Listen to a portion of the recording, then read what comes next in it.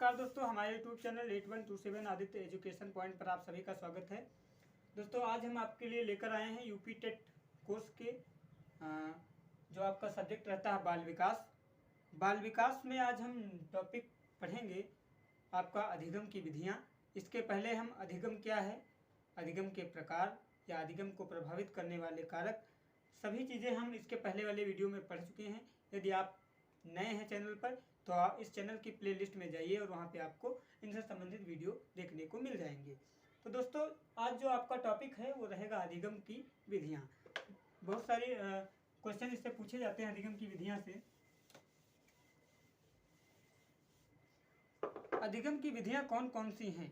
अधिगम का अर्थ होता है सीखना, और सीखने की विधियाँ कौन कौन सी हैं ये हम आज इस वीडियो के माध्यम से जानेंगे। कौन कौन सी है? पहला है आपकी पहली विधि जो है, हेडिंग डालेंगे आप अधिगम की विधियां।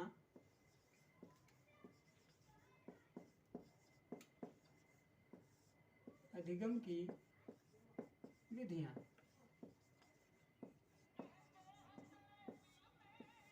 अधिगम की विधियां क्या है? अधिगम की विधियां, मेथड्स ऑफ लर्निंग।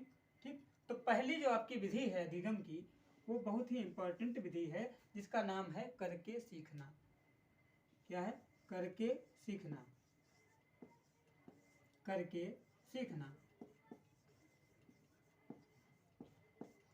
पहली विधि आपकी क्या है? करके सीखना। अब करके सीखना का ये अर्थ होता है, ये इस विधि के क्या है, इस विधि ये क्या है हम जानेंगे। इस विधि का मतलब, जैसे मैं आपको एक उदाहरण के माध्यम से समझाऊंगा।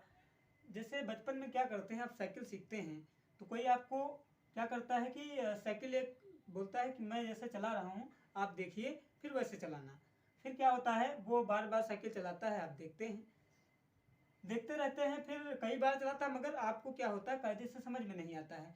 फिर आपके मुंह से एक प्रश्न निकलता है कि लाओ हम कर करके हम चला के देखें।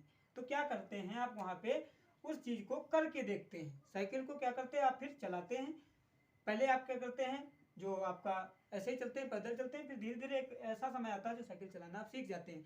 तो वहाँ पे कौन सी विधि आपकी लगी? आप उसको करके सीख रहे हैं। साइकिल को क्या आप देख करके नहीं सीख रहे थे, क्या है, उसको आप करके सीख रहे हैं। साइकिल आप देख रहे थे, बराबर चल रहा था, नहीं आपको समझ में आ रहा था, फिर आपने क्या कहा कि लाओ हम करके देखते हैं, हम चला के देखते हैं। फिर जब आपने उसको चलाया तब जाके आप सीखे। इसी तरह यदि आप कहीं भी जाते हैं, कोई चीज़ क्या है आपको देता है उनके, फिर आपके मन में आता है आइडिया कि लाओ इसको हम कर करके देखें। तो क्या होता है, यही है करके सीखना।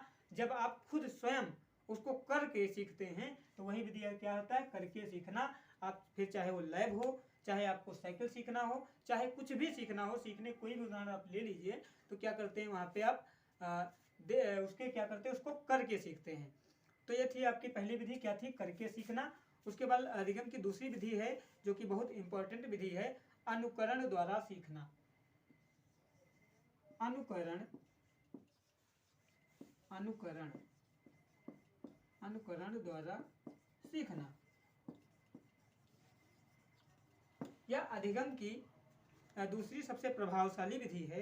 अनुकरण का क्या अर्थ होता है कि कार्य को उसी रूप में करना या दोहराना। अनुकरण में क्या होता है, उसी रूप में करना या दोहराना। अनुकरण अनुकरण का मतलब लोगों को आप देख करके करते हैं, अनुकरण, उनका अनुकरण करते हैं। जैसे आपको मान चलिए कुछ बुनना है तो क्या करते हैं कि लोग क्या कहते हैं, मैं आपको पहले बुन के दिखाता हूं, आप साथ में देखते जाइएगा, फिर आप करिएगा। तो क्या करते हैं, वहां पे आप उनको देख करके फिर सीखते हैं, है ना। या तो फिर आप ये दूसरा उदाहरण समझ लीजिए, जैसे किसी आप सभा या किसी उसमें जाते हैं, फिर क्या देखते हैं कि बच्चा वैसे तो उसके अंदर कोई संस्कार नहीं था, लोगों से बोलता नहीं था, कुछ नहीं करता था। फिर दो चार वो सभ्य सभाओं में गया तो उसने देखा कि लोग जो बड़े थे, जो बड़े लोग थे, उनके क्या, जो उनसे छोटे थे या बच्चे थे, वो क्या करते थे, बड़ों के पैर छू रहे थे। फिर बच्चा एक सभा में गया, दो सभा में गया, फिर देखा उसने कि ये हाँ क्या कर रहा कि हर एक छोटा बच्चा अपने अग्रज होता है, जो उसका होगा, बड़ा होगा, उसकी क्या कर रहा, पैर छू रहा। तो क्या कर रहा है, वो अनुकरण कर रहा है, वो दूसरों को देख रहा है। फिर एक दिन एक समय आता है तो क्या करता है, वो खुद भी करने लगता है। तो क्या उसने क्या किया, उसने अनुकरण द्वारा सीखा। अनुकरण से चीजों को देख करके उसने सीखा। यह विधि जो है बालकों, कम शिक्षित व्यक्तियों तथा कम बुद्धि प्राणी हेतु उपयोगी है। यह विधि बहुत ही इंपॉर्टेंट विधि है। अनुकरण द्वारा सीखना, लर्निंग बाय इमेजिनेशन इसको कहते हैं। तो इसमें किन किन के लिए यह उपयोगी है? एक तो बालकों लेके तो सर्वोत्तम है अनुकरण द्वारा। या फिर अनुकरण का मतलब है, आप देखते हैं कि जब बच्चा पढ़ता है तो वो दोहराता है, छात्र कहता है, वो शिक्षक उसको पढ़ाता है, छात्र उसको दोहराता है, फिर उसको सीख जाता है। तो सबसे बड़ा ये जो विधि है सबसे प्रभावशाली विधि है बालकों के लिए। शिक्षक बोलता है और उसको छात्र उसको दोहराता है, तो उसको देखकर, या फिर मान के चलिए कुछ लिखा है उसको देख देख के वो लिख रहा है, तो क्या है उसको अनुकरण करके वो सीख रहा है। फिर जो अगली विधि है बालकों के बाद इसमें जो रह गया है वो है बालकों के बाद है फिर कम शिक्षित व्यक्तियों। कम शिक्षित जो व्यक्ति होते हैं, कम शिक्षित व्यक्ति होते हैं वो क्या करते हैं? दूसरे का अनुकरण करके सीख लेते हैं। कम शिक्षित व्यक्तियों के लिए, बालकों के लिए एक और है आपका, वो है कम बुद्धि प्राणियों के लिए। कम बुद्धि वालों के लिए है अनुकरण द्वारा सीखना। लोग करते हैं उसको देख करके वो भी करते हैं या उनसे सीखते हैं। ऐसे क्या होता है, एक दिन वो बढ़िया सा उस चीज को सीख जाते हैं। उसके बाद जो आपकी अगली विधि आएगी अधिगम की, वो है निरीक्षण द्वारा सीखना। अगली विधि क्या है? निरीक्षण द्वारा सीखना। निरीक्षण द्वारा सीखना।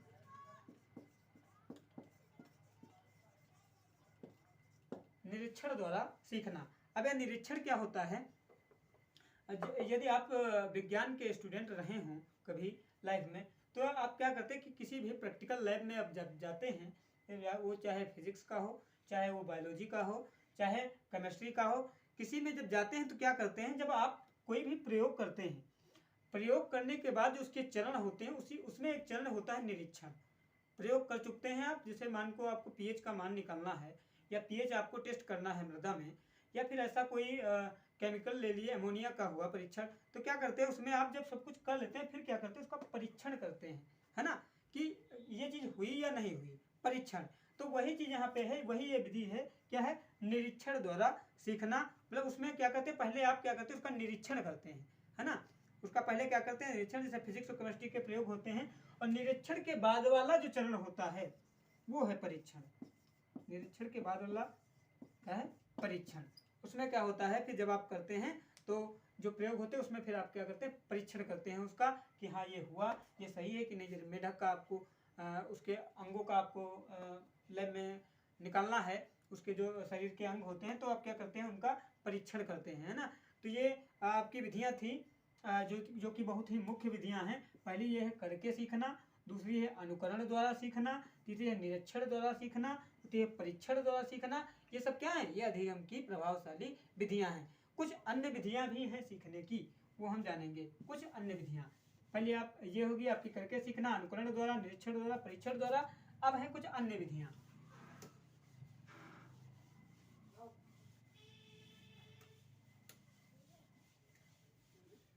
कुछ अन्य विधियों की जब हम बात करते हैं, फिर डालते हैं कुछ अन्य विधियां।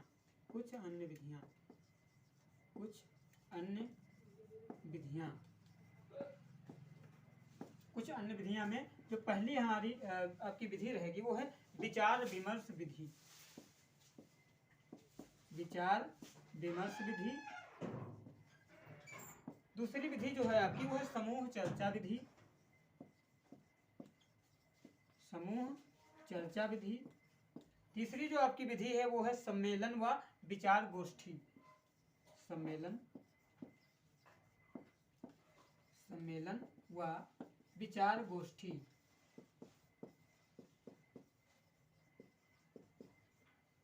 उसके बाद जो नेक्स्ट है आपका वो है प्रोजेक्ट विधि, प्रोजेक्ट मेथड, प्रोजेक्ट विधि।